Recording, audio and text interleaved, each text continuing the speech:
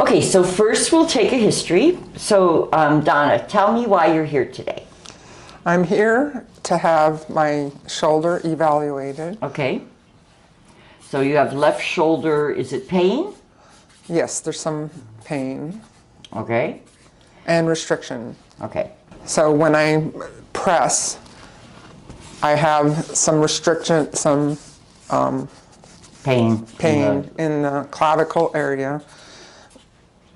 At the beginning, about 3/4 of the way through the full press. From beginning to 3/4 range of motion, okay? And how much are you pressing, just to get an idea? Like 44 pounds. Okay, which I think we figured out was about 20 kilos. Correct. Okay, 20 kilograms.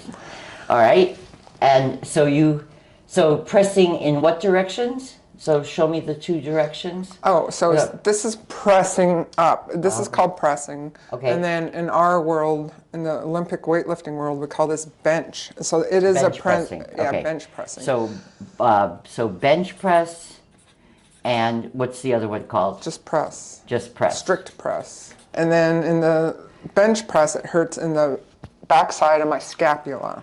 And could you show it on me? So stand up and show it on me where your pain is. It is like underneath. Underneath the inferior angle. Yes. Okay. And that's at the beginning of that movement as well. And towards the end, I don't feel it. Okay, especially at the beginning of range of motion. Mm-hmm. Okay, and then on the strict press, can you show me that? Do it again and just show me where the pain is. Oh. Or tell me where the pain is. You want me to do the motion? Do the movement. Okay. And tell me when in the beginning of the movement. Yes, right here. So at about 90 degrees? Yeah, at 90 degrees starting. Yes, that's, Okay. 90. It doesn't catch or cause pain until about 90 degrees. Okay, catches. And then does it continue all the way up, the pain? Yeah. Okay. Yeah. All through range. Yeah. Okay. Anything else you want to tell me about that? About my shoulder? Oh, and my neck is kind of... Left neck? Yes, or both sides? Just left neck. Okay, feels left neck. really tight with all of this movement as well. Okay. And are you working out presently? Yes. Okay, and you said you are an Olympic... Weightlifter. You're an Olympic weightlifter, and didn't you just recently have an event? Yeah, an event, I was at the World Championships in Orlando, Florida. Okay, and how'd you do? And I won gold. So. Fantastic, fantastic. So yeah, we've got to write this for you, correct? Yes, exactly. Okay. Correct. All right, so we have got some neck issues, and then you have the issues with your bench press. Now, I have a question. Do you have pain in that area of your shoulder, either the scapula or the clavicle or anywhere else when your arm is at rest? No. No. Okay, no pain at rest. The neck does feel tight at rest still. Okay, neck tight, also at rest. Let's take a look. So what I feel is the right pelvis is tilted anteriorly. That's usually what and happens. Also rotated toward the camera. A little bit more like that. Okay. Okay. Which makes this femur a little bit more internally rotated. Yes. Okay. So that's what I'm feeling. And they're about the same height. Okay. Oh, okay. So there's not a big discrepancy there. But this one always does rotate because if I run a lot, it... Yeah. And when's the last time you ran? It's been like over a year. I kind of gave it up for weightlifting and then kind of enjoyed giving it up. I walk now a lot, but for the jamming. I call it the jamming of this leg. Okay, got it. You're rotating it. All right, and then you have a long torso. Yes, and you have, a long torso. And then your clavicles are pretty level across. And then the trapezii muscles, especially on the right, look a little bit pulled forward. Okay. Okay, all right. So there you go. And your head is pretty much in the middle. Okay, very good. Let's give us a side view, please. Okay, so from this view, I see what you mean by being locked in extension, okay? you actually look like you're flexed. Yeah, so do that. Do that movement like that. So stay there for a second without the tension, maybe. But that's because where I'm going to be lifting. That's yes, so that's where your body wants to be. Yeah. And then when you try to straighten against that, you don't end up going back all the way. You're slightly forward. Okay. Yeah. So go ahead and do that movement again. So that's the structure that tends to be in your body. Correct. Okay?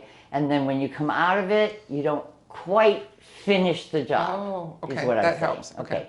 So then the torso, your femur is underneath you and slightly anterior to the pelvis. Oh, got it. Your lower leg is under your pelvis. Okay. Okay? And then your torso is in that slightly forward position. Okay? And then the neck and head are slightly forward because of that. Okay. But they're actually coming back toward the midline. Yeah, they're coming back toward the midline. Okay, let's take a look at the other side, please. Okay, and a similar pattern emerging. The right scapula is more prominent, so it looks like it's been protracted with your right shoulder. Oh. So I'm just going to show you, yeah. or have you feel it. So right here, this is coming off of your rib cage, which I will show from the back view. And so this whole thing is going forward like that. Wow. Okay. There. So it's not. So it's not no, it's just not 100% back over the top of you. But part of that is because this is flexed. Yeah. Okay. So it's going with it. It's in proportion. Okay. And then neck. So now from this view, it looks like your neck is slightly rotated to the right.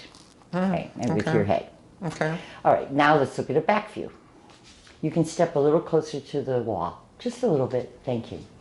Okay, so there's a lot of extension happening, and from a back view, I can see a shift happening. So your pelvis is shifted to the right, and your torso is shifted to the left. And then both scapulae are the vertebral border is off of the rib cage. Okay, and the inferior angle is lifted off of the rib cage. So slightly anteriorly tilted, which would go with the trapezius muscles being a little forward. Okay, and then you, on this view, with the lateral shift apparent, it looks like you stand more so on your right leg than on your left leg.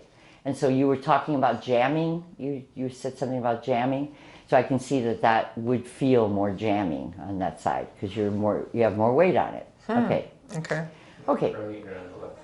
And on this view, there is a little more pronation on the left foot than the right foot. You have very strong, thick Achilles tendons. Okay, they've been working out and with running for a lot of years of your life. And then along the bottom of your pelvis, there's a little bit of rotation of the tissue toward external rotation, and a little bit of folding there. Okay. Very good. So let's come back to a front view again. And let me see. So now that I've seen the lateral shift, now I can also see it from the front, but it wasn't as apparent for me. Okay, so what we're seeing is that with Donna, that she has a lateral shift of her pelvis to the right and a consequent lateral shift of her thorax to the left. That leaves less of a base of support over this left shoulder, for this left shoulder, and more of a jamming sensation into her right pelvis, into right leg. So in this posturing, there's the issue of less base of support. So I think there's a strong relationship between this lateral shift. If we could do this to some degree, that would create a torso that is more underneath, supporting her left shoulder, and maybe part of the symptomology that Donna's presenting with. So we need to take a look at that diagonal, okay?